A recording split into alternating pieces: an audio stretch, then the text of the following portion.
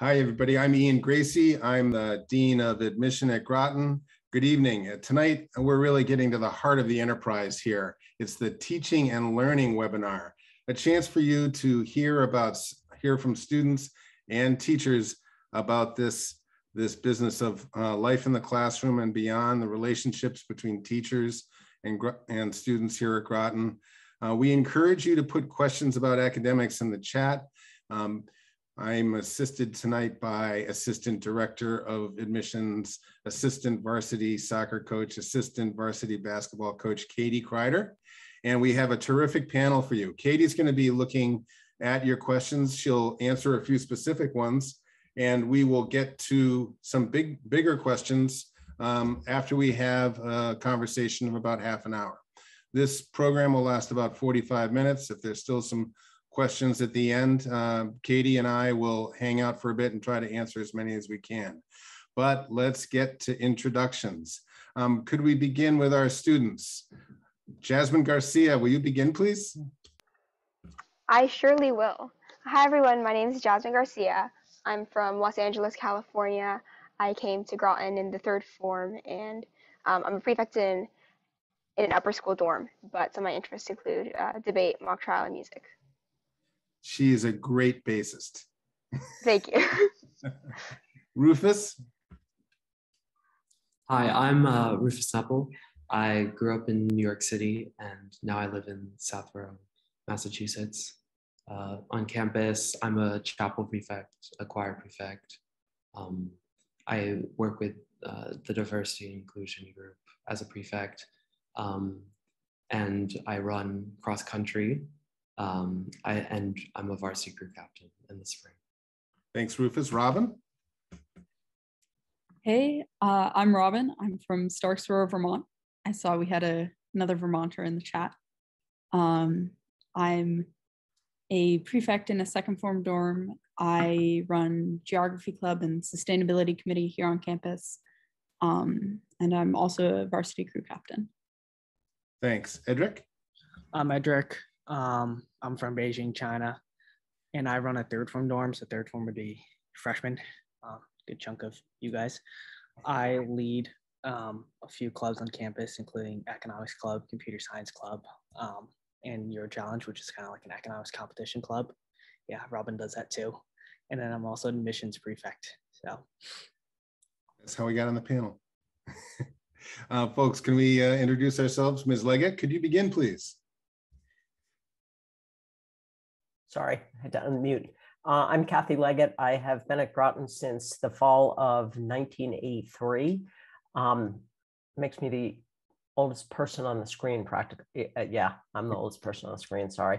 I have had a number of jobs at Groton. I teach math. I am an advisor. I have been a dean of students. I'm currently the academic dean. I have coached field hockey. I'm being reallocated to JV girls ice hockey this winter, which is one of the really fun teams if you listen to the kids talk. That's it. Thanks, Mary Frances. Hi, I'm Mary Frances Bannard. I arrived at Groton in 2014 and I began running a third form girls dorm then. Since 2016, I have taught in the classics department as well. I live on campus in a third form dorm apartment that's right there with my husband, who is an alum and who also teaches in the classics department.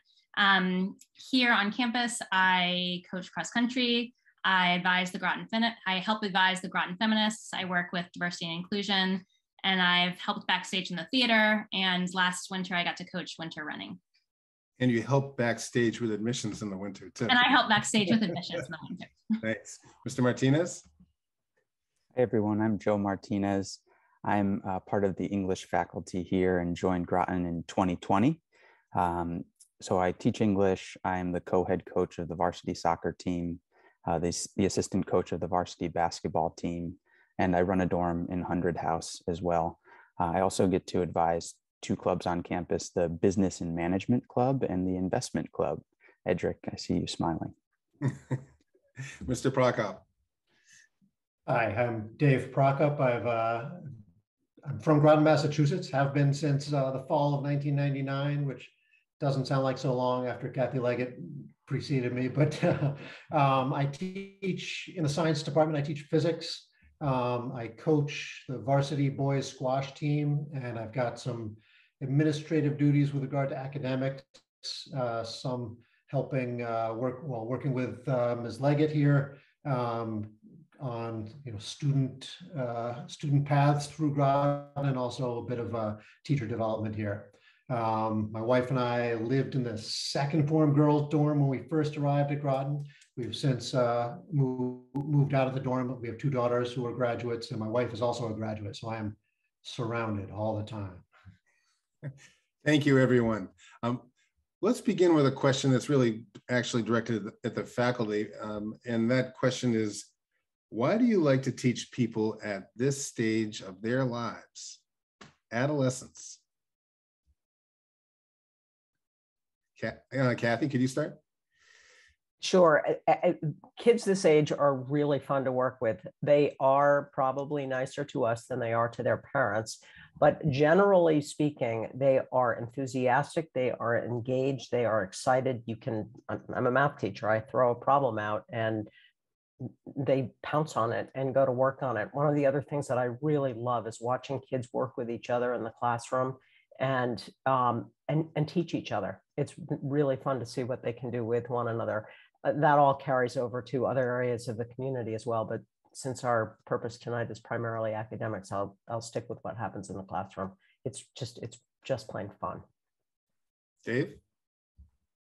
Yeah, I just think it's very formative age, obviously, but also a great crossover point. I mean, these students they are, as younger children are, they're very, very social, very engaged with each other, but also very intellectually curious and becoming more and more capable. And over their time at Groton, whether it's 3, 4, or 5 years, you can really see intellectual maturity blossom, and hopefully social maturity as well. But it really is an age of broadening and growth in all aspects, and it makes it a lot of fun for us to watch and help them go through. Mary Frances? I love teaching this age because students are always, students are new every year, right? And they help me to see my material in new ways every day. And I think that is really special. The fact that even though I'm teaching something over and over, maybe, I'm never teaching it the same way. And I'm never teaching it to the same group of people. And that, I think, is really neat. And of course, to get to witness their growth is just such a privilege and so much fun. Like, they give me tons of energy. So I think that's really special. Great. Mr. Martinez? Yeah, for me, I'm really excited that at this age, students are starting to develop passions that might end up being lifelong pursuits. And one thing I love about that is that in many cases, I can help support them in those pursuits. And oftentimes, like, for example, teaching a writing course right now, I'm finding that students are passionate about their writing. Those passions dovetail with my own. So it's an exciting moment to sort of be part of their growth and their trajectory. I also really enjoy the fact that we get a chance to sort of work in a variety of capacities here. There are students who are interested in finance. There are students who are interested in soccer or entrepreneurship. And so for me, I think that maybe another specific example is that in many of these courses that we teach or these clubs that we work with, we're able to relinquish the reins and become learners again. And again, for example, in my exposition class that I currently teach, for the last 3 weeks, students have just taken the reins and sort of managed the day-to-day. They workshop each other's essays, and I get to sit and I get to watch Edric interact with his peers and sort of grow and support each other in meaningful ways. And that's particularly exciting for me. Let's dive into that class a little bit. Now, every student who's on the screen is a senior, so therefore everyone on the screen is taking this exposition class. English teachers teach a course in which you're doing a lot of writing. Students are doing a lot of writing about their lives. What's important about this class, students? Edric? I think for me, I mean, Mr. Martinez said it. I think it really demonstrates, the power of our community and how we're so supportive, because the central part of Expo is being vulnerable, writing about yourself personally, putting yourself out there, and, expecting to be supported by everyone else around you. There's never, when you write something you were embarrassed about or something that's really personal to you, there's never any backlash. There's never anyone being rude. It's always support and making sure that you feel welcomed and supported at Groton. So for me, that's what made Expo so enjoyable, just seeing our community really like come into action and come together. Great. Jasmine? Yeah, just to go off of what Edric said, Expo in many ways is a very vulnerable class. As you become a Groton senior, you know a lot of your peers, and there are some that you don't know very well. But in Expo, it's a safe space, and you're told and you know as a student going into Expo that what you hear in class stays in class, and you want to support those that are sharing their stories, but you also want to help them edit their work and edit their essays to make them a better writer. So not only are you being supportive of what they've written about and showing that sense of community that Eddie was saying, but you're also helping them become better writers, and that's super helpful in terms of like college apps and that kind of thing, and that's where those writing skills end up going. Thanks. Robin? Just one more quick thing. Jasmine mentioned editing others' essays to help them become a better writer. And something that really shocked me coming into Expo this year was how much discussing other people's essays actually helped my own writing. Even when you're not talking about your own essay, there's so much to be learned just about the process and structure of writing and sharing stories. And it's really fascinating how many different ways you can take it. Nice. I think it's a great way for sixth formers to get to know each other even better too. You're randomly placed in these classes, so you're bound to get to know someone who you didn't know that well, really quite well, right? All right, now students, tell us about the characteristics you see are somewhat common to Groton teachers.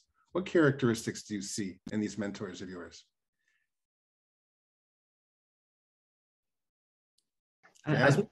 Jasmine, go ahead.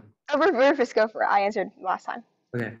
I think the most integral thing is just passion for like what they're teaching, and that permeates all aspects of like the classroom and your learning. They're excited to work with you every time you come to class, and then they're also excited to meet with you at night. And to talk with you, late at night at 11 if you have a test the next day, or, to work with you early in the morning over breakfast, which is something I did in my third form year with Mr. Nazio, my math teacher. And so it's one of the great parts about being at a boarding school, which is that all the teachers are around all the time, and they're always willing to work with you and to get to know you better. Both personally, so they can be there as a resource, both socially as a friend, and also to help you with whatever subjects you're working on. Jasmine? Yeah, just to go a little bit into Rufus's point and a little bit further. So not only are they really passionate about what they are teaching, and about how to help you, but they're very understanding in so many ways. I think that going to Groton, the academics are rigorous, and in many ways sometimes it can mean that you don't understand something or you're not getting something, and you need that help, and they're willing to give it to you no matter how much you need, how little you need. They will be there to help you out.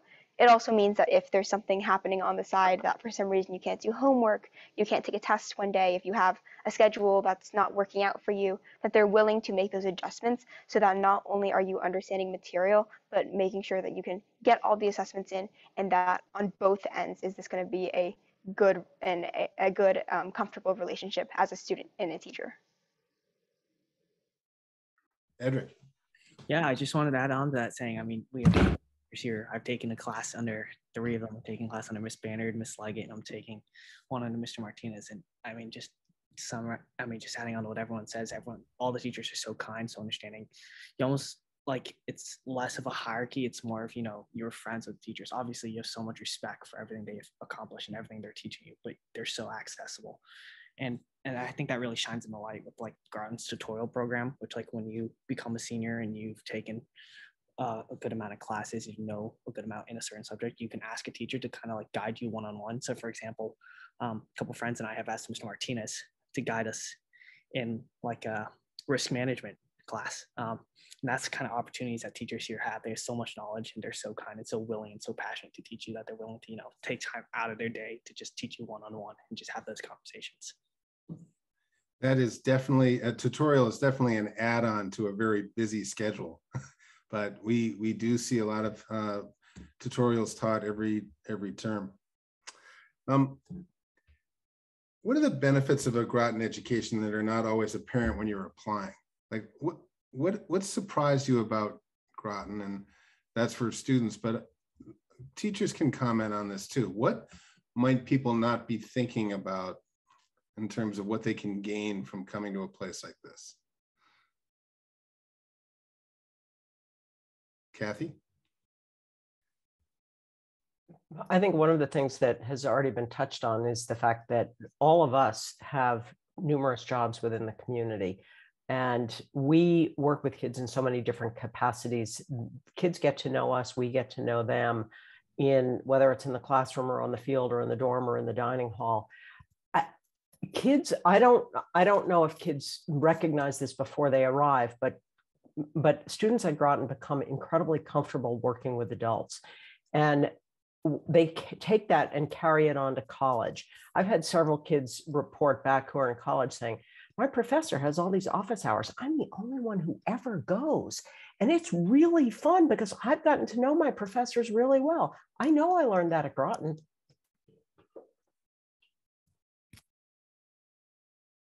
Exactly. Like one of the things that Jasmine touched on, and Miss Leggett too, is that like your teachers really permeate your whole life here, and like you'll see them in the dorm at night, and they'll say goodnight to you, and then you'll see them next morning in the dining hall, and then they'll go to sports practice and be your coach, and they'll help you in the classroom. So that's something that when I came to boarding school, I wasn't expecting to see my teachers that much. I had come from a day school where when the school day ended, I went home and my teachers went home and that was the end of the day. But here you keep seeing your teachers and you get comfortable with them, as Ms. Leggett said, and that's a great thing. Thanks, Mr. Prokop. Yeah, sorry, I know this was a question primarily for the students here, but it's a little tough to look too far ahead. But even as you're looking towards high school, I think it's worth thinking about not just what you can learn different places. It's easy to get information like that from catalogs and websites, but what sort of person you want to be by the time you graduate from high school. And you can't entirely shift courses from who you've already been, but you can really emphasize certain things. And when I look around at Groton graduates, and including the soon-to-be graduates on the screen here, I really think that our student body they're incredibly engaged, thoughtful, connected kids, intellectually curious, academically capable, but really just fully engaged with the people around them, and very thoughtful about how they approach topics and people. And that really impresses me year after year, how consistently that the culture of this place carries through in our graduates. And that's something that doesn't really show up on a website or in a catalog, but it certainly does appear. Great. Edric? I just wanted to quickly touch on, I think for me, the biggest thing I learned that you don't really realize you would learn is that, time management goes a long way here. And people have touched on this before. Groton's not like an easy ride. You're going to get stuck if you decide, I'm going to start my homework the next morning. So you kind of have to plan out your day, kind of have to plan out tests a couple days ahead of time, essays the same way. And the crazy thing about that is we're seniors here and there's a class above us, and you talk to kids who went to, Ivy League schools, and you talk to them, and many of them come back and say, wow, I'm in an Ivy League school and I'm having it easy here. Like I have my work all figured out. And that's like really surprising. That just shows you like how well Groton prepares you time management wise and academic wise for your life later on. Nice. Could we go for a rapid fire of answering this question? What are some distinctive features of the academic program at Groton? We already touched on one. Seniors are all writing in this Expo course, which is a terrific way to develop your writing skills. What are some other things in various departments? Mary Frances, sorry. One piece of our curriculum that I really love is that all incoming second formers and third formers take Latin 1, unless you place into a higher level of Latin. And I think the opportunity to think about language together in this way, and to learn to be curious about the words that we see everywhere, and is a really awesome one. I think as Edric, I taught Edric and Robin and Jasmine all in Latin 1. And I hope that something that they took away from it is that time management and breaking things down into small manageable chunks is key. And if you can learn to do that with your writing on a small level, or with language on a small level in Latin 1, hopefully by the time you get to Expo, you're kind of a master at looking at words and ideas and weaving them together in a thoughtful way. So I love that we have that as part of our curriculum. Great. Joe? I really love as an English teacher that we get a chance to propose and teach electives. So I'll teach an elective in the winter and in the spring. And just to sort of piggyback on Edric's point, I'm also really excited to work in sort of smaller groups in the tutorial format, and again, kind of meet the students where their passions are. And though I'm a reformed trader, I do love finance and economics and business, and Edric and all of his friends are very passionate about that as well. So it'll be fun to sort of sit down and bounce ideas off of each other. What drew you into this life, Mr. Martinez? You were in the financial world, and you switched gears. I did. I spent 4 years trading at a hedge fund in New York, and I was an international equities trader, which meant that I was trading at all hours of the day. And so after a few years of that, I kind of picked my head up and said, what the heck am I going to do next? My father was a teacher for his whole career, and he said, Joe, I think it's time to think about teaching and coaching. And it still took me maybe another year to wrap my head around it, but I'm very happy to make that I made the change. And though the compensation is different, I'm much more happy. My family lives here with us, and this is just a phenomenal change of lifestyle for us in general. Great. Could we just have a shout out regarding some different sort of electives and courses that you can take? I'll point immediately to organic chemistry, which is taught by the headmaster. Don't often see that in high school. I think that's terrific. Others? I think, yeah, so there's plenty of electives on campus from all the departments and even non-department electives. I'm taking one of the non-department electives this term. I'm taking public speaking. And what that is, it's a very small class, and we touch on the skills of how to public speak. I'm passionate in debate and mock trial, and plan on going into a career that uses some of those public speaking skills.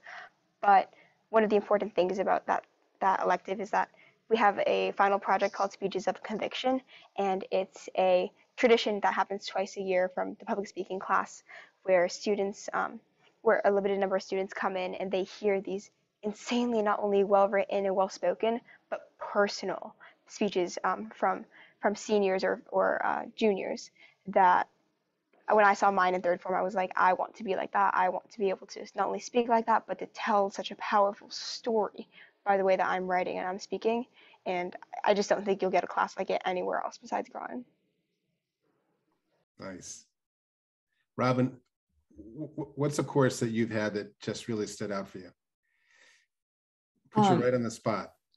I mean, I would say every single one of my classes, and I know that's so cliche, but truly I step into each classroom and it's a different world.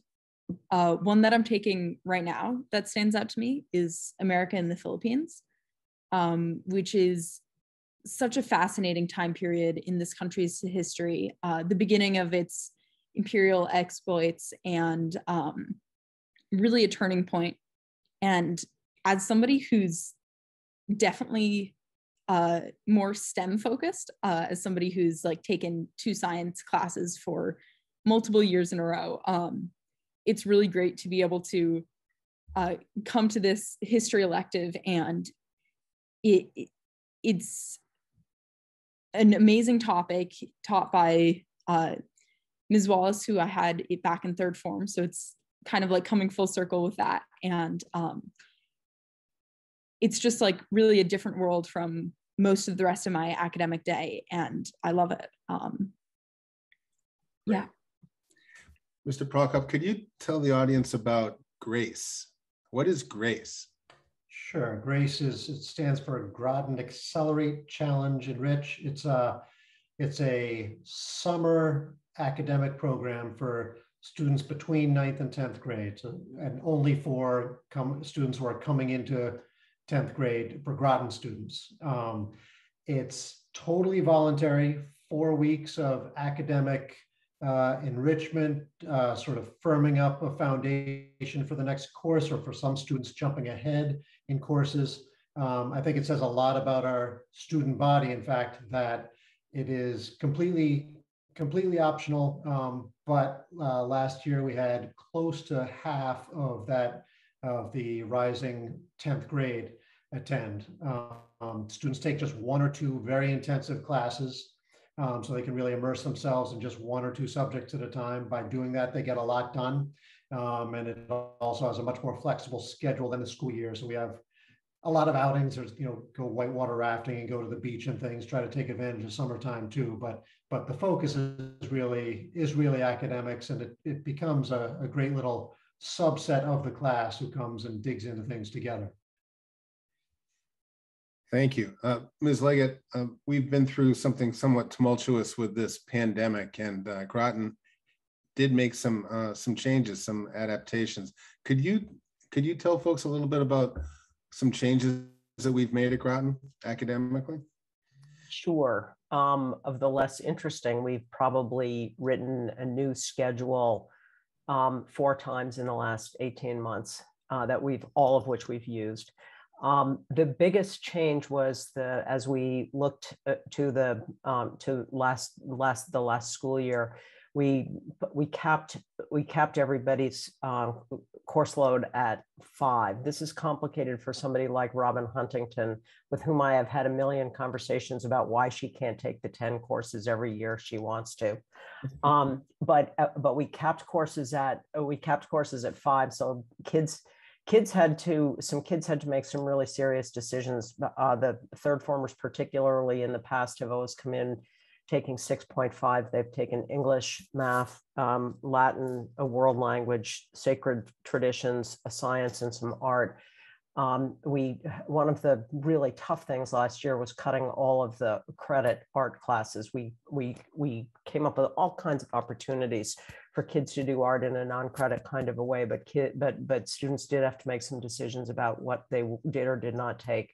We actually found that there were some very positive things about that 5-course load, and so we've carried forth with it this year.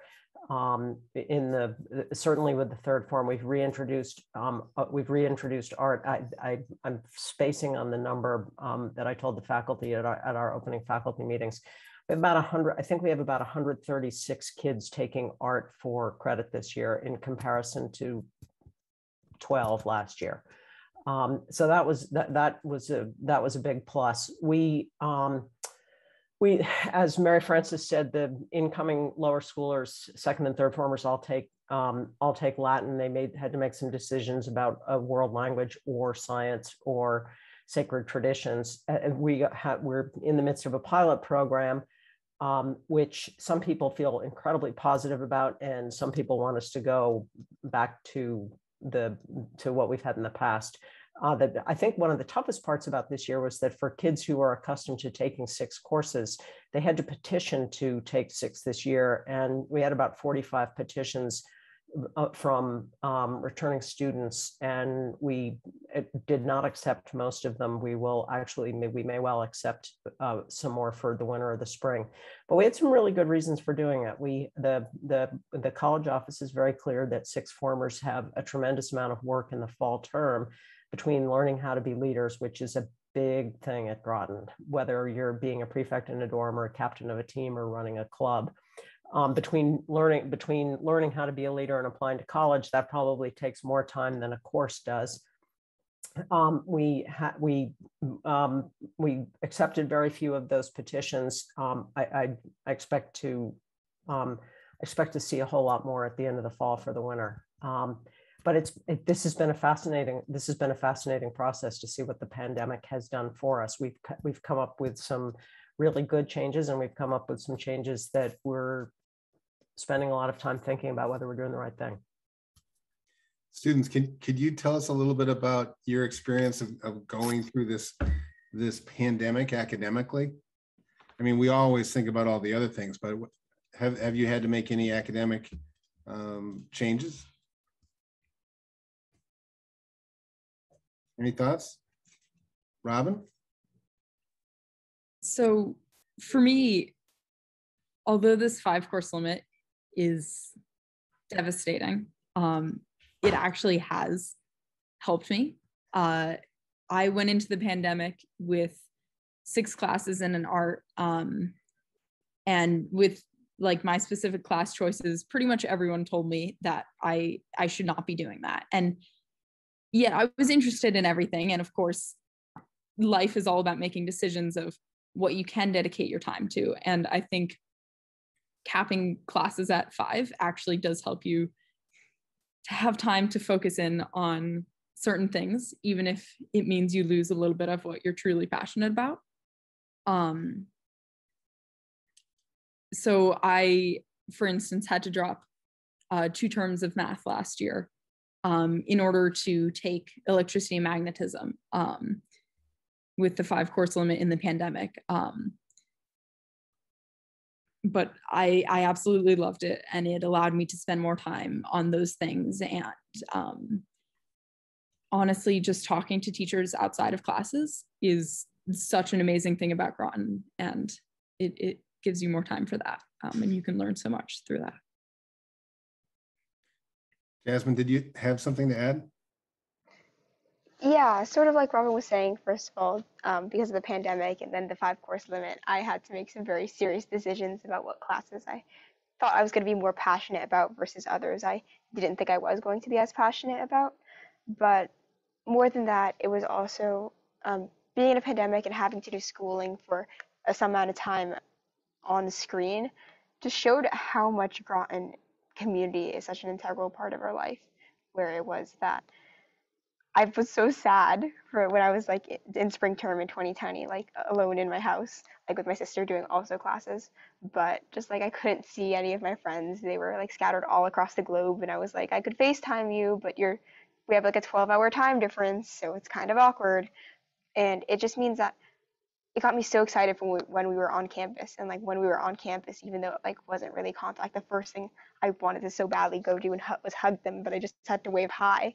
But it just kind of showed how much not only is it's so important to have the Groton community there supporting you academically, because people like Robin, who I hang out with all the time, are what like make me strive to do better in my academics and to like be a better person and like those types of things. Nice. Dave, go ahead. I just want to share an observation that when it came to coming back to campus, fully vaccinated, tested at the right time, and getting into the year without having COVID on campus, it's last year and this year, the Groton community has done an incredible job. And I think I attribute a lot of that, a lot of that takes place before students arrive on campus. But I think our students value being together and being together with their teachers so much that they and their families make sure that they're very careful about what they do before they come, so because that's what it takes for the whole school to be together, and that's what it takes. That has led to an unbelievable record of success as far as keeping the campus COVID-free so that everyone can stay together and do what they want to do. Thanks. As a reminder, we do have an 8th grade at Groton. We call that second form. Most people enter in third form, which is 9th grade. We have a 4th form, a 5th form, we have a 6th form. And the headmaster made a point of telling me that I should ask Robin what this means. Oh, so this. Yeah, sorry. that. This means 7th form. One of the things that I've found really special about Groton, especially since I did come in 2nd form, is you get to know both Mr. and Ms. Macabella pretty well, the headmaster. And so we have like a running joke that I'll come back next year for 7th form for a year after I graduate. So whenever we pass each other in the halls, or today after chapel, he'll go like that, and I'll nod along. So that's what that is. Thanks. Ms. Kreider, do we have some questions that we might open up to? What do we have? Yeah, thank you. I have a couple. So what advice would you give? I think this would be great for both students and teachers, to incoming students who are transitioning to kind of a more robust and demanding schedule and curriculum. Jasmine. Like this was touched on from a couple of other panelists, utilize the office hours and the help that teachers are giving you. Like that is so important. And I'm going to be completely honest when I say I came in here thinking that I was going to be so good at all these academics and that I wasn't going to need help from everyone. And then later on, I was like, what am I doing to myself? But it's so important. So many, like I just got an email like just earlier today from my US teacher saying, hey, here are the office hours before your test. Come use them. And I know that I'm going to be on Zoom with her, and I'm going to be asking her those questions to make sure that I'm not only understanding the content, but that I'm going to do well in the assessment. More than that, there's opportunities like peer tutors, and literally just asking a friend for help, or a dorm affiliate in your dorm who teaches the same subject. They're all just willing to help you, and it's super important that you learn at Groton, just coming in or as you're integrating yourself into the academics and the community, how important it is to learn to ask for help and how easy it is to access that. Another thing you learn is that your peers are a great resource too. And like I've learned so much from, working with my friends and studying with my friends at night in different classes and talking about different subjects. Yeah, the peers are a great resource, especially here where everyone's so brilliant in their own way. Just quickly building off of both of those responses. These resources, your teachers, your peers, aren't just there for when you're struggling. I've actually found like that I took US history last year, and I went to every office hour that Mr. O'Donnell offered, and I just talked with him. Even if it was material we hadn't covered in class, or kind of deep dives into specific things that weren't necessarily on the test, it was a way for me to learn so much more. So I think just really emphasizing that. I mean, of course, it's okay to struggle, and I think that's important, but it's also like really emphasized that going to office hours or getting help from teachers isn't just like, it doesn't have any negative stigma. It's very much a positive thing. Great. There's a question that just came up I should ask. Maybe Ms. Leggett could address this. Academic support, is that offered at Groton School? Sure is. We have academic support in a whole lot of different ways. Informally, certainly with, as has been mentioned, peer tutors. With your teacher in any subject, we do have an academic support office where kids can go to get help with study skills, and they are also the people who provide the peer tutors. One of the other things that happens, I was on dorm duty last Friday night, and I was going to get a whole lot of work done while the kids were getting work done during study hall, but I'm a math teacher. And I ended up doing a lot of math with a lot of third form boys. And that happens on a regular basis during dorm duty. That's more informal. There's loads of informal, and there is a very formal academic support office. Nice. Ms. Kreider, anything else? Any other questions that we should bring up to the whole group? I did, I think some explanation as to what sacred traditions is like could be worth touching upon. I think we should go to you, Kathy. Sacred traditions, the kids on the screen all know it as sacred texts. It's the previous name is Sacred Texts and Ancient Peoples, but everybody's always called it sacred texts and continues to call it sacred texts. It's basically comparative religion for ninth graders. And they study the great religious traditions in the world. The teachers spent a week last summer revamping the course, and they now have 3 of them are teaching 3 very different terms that they'll work with each other through the course of the term, through the course of the year, to give kids a really broad understanding of world religions. And it's not just about religion. It's a really good basic ninth grade course where the kids learn a lot about reading skills and note-taking skills. And one of the really fun things that they do is, well, I think it's fun. I've watched one. They have seminars, and seminars mean the kids are in charge. Teacher sits in the back of the room and she takes notes on a lot of things that happen in the course of the class, but the kids keep the conversation going, and they do for 45 minutes. Everybody participates, everybody asks questions, they draw each other out. So there's loads of really good content and tremendous skills that kids are absorbing during the year. And Kathy, that is the quote unquote history course that ninth graders typically take, correct? Yes, it is. Awesome. And now students can take it in the 10th grade though? The five course limit for this year meant that all incoming third formers were taking English, math, and Latin. And then beyond that, they were choosing 2 from either a world language, science, which was ecology or biology, and sacred traditions. And those that chose not to do sacred traditions this year as third formers will take it next year as fourth formers. Awesome, thank you. There was a question in the Q&A that pertains to academics a little bit, but it's really about how do Groton students get prepared for facing the real world? How are they emotionally ready for all the challenges of the years ahead? Students, you may have some perspectives on that, on how things have changed for you during your years at Groton, but I'd like to start off with teachers speaking to that issue. Mary Frances? I think over my time here, and we've only been here for 8 years, but I think that we have gotten better as a community at having courageous conversations. It's something we're working on really intentionally. We started last year these community gatherings where we got together as dorm groups and basically tackled big topics. And the emphasis is really on getting to know each other as people.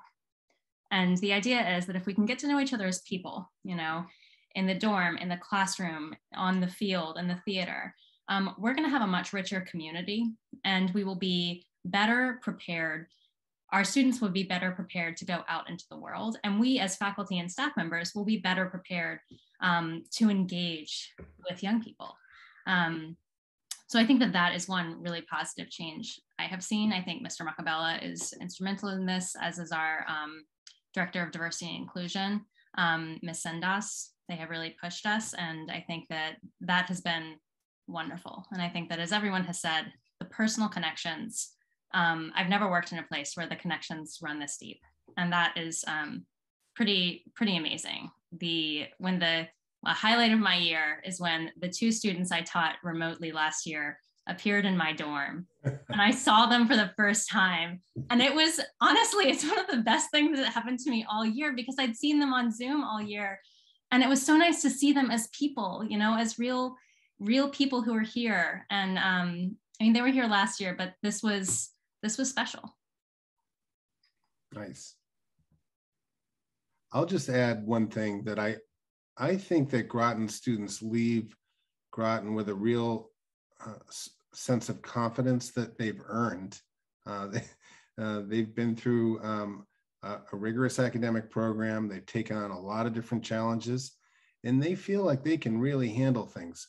I really like that about what I've seen in people going off to college, feeling like they can really accomplish things. And they also leave with a belief that we don't always see that much anymore in our country, which is a belief in institutions, because they've had an experience where an institution, they saw the people in an institution. They understood how it worked well, how it functioned. And I think we need more of that in the country. And Groton students are pretty good about getting out in the world and serving the common good. So, Joe? Yeah, I would just say, and I've only been here for a little over a year, but I've been so impressed by certainly the sixth formers and even some of the sophomores that I work with. They have this really incredible ability to advocate for themselves. And I think one of the reasons for that is because all of these students are managing a rigorous course load and rigorous extracurricular activities and clubs and other commitments that inevitably, and Robin alluded to this earlier, they're likely to butt up against some adversity. And though there's support here for those moments of adversity, managing those moments on their own is a really incredible skill that students here, I think, develop in spades. And I'm sure it serves them well when they leave Groton. Nice. I'd like to ask one other question from the students. And that question is, when have you felt inspired at Groton? Can you think of the times where you've really felt some inspiration? This year I'm taking a Spanish tutorial, which is, we're reading this 800-page novel by Julio Cortázar called Rayuela. And it's just me and two other boys in my form and our teacher. And we get together twice a week. We have a meal with him, or we go see him in his dorm and we talk for an hour. And it's been probably my favorite and most rewarding class I've ever taken. And the fact that it's with two of my very best friends and a teacher who I love and who I've spent so much time with over Groton, it feels like a reward for all the hard work I put in with Spanish, and now I can really get to enjoy the language.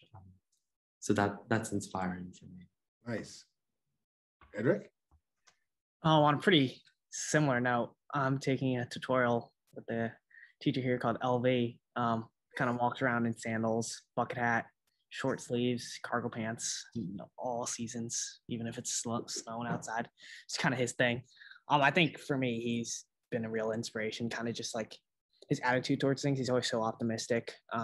When I mess up something in the lab, when I let some DNA die out in the fridge, he's always like, just do it again. It's not a big deal.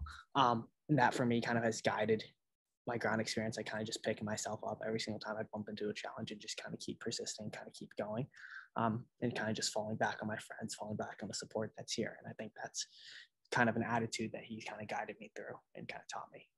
Nice. Jasmine?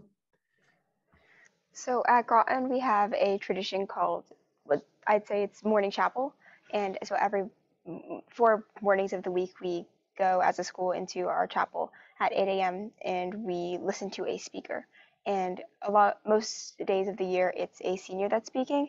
And I remember in 3rd form, just sitting there in chapel and looking up to these prefects and these seniors that were talking about such personal things, such just riveting stories, things that they were passionate about or things that they hadn't shared with anyone before. But the fact that they were able to just share that to a community, to people that they'd never met before, and feel comfortable doing that and speaking to their own truth and sharing that with others was so inspiring that now as a senior, that's all I want to do for all the lower schoolers. Great. Robin, do you have anything? Sure. Kind of exploring the realm of academics outside of the classroom a bit more. One of my important moments in lower school for me was attending philosophy club every week. And this was like a 6-person club with one of my favorite teachers who's doing Rufus's tutorial. And it was like a very small event. And this year we, a couple other students and I revived it. And it's been like 30 students every week. And I've learned so much from them, even on topics that I've spent years thinking about and discussing. And it's just really amazing to meet so many younger students who are passionate about so many of the same things.